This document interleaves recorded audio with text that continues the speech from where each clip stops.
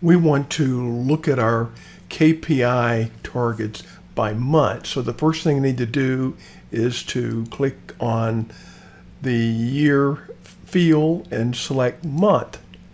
And so we've got 12 months there. I want to be sure that I'm just looking at the last 6 months. So we need to filter this. I'm going to go back and take order date and drag it into the filters.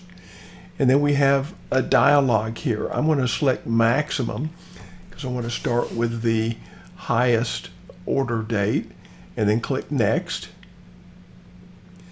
And it gives me a range of dates. I'm thinking that 12/28/20 is the max date in the data set.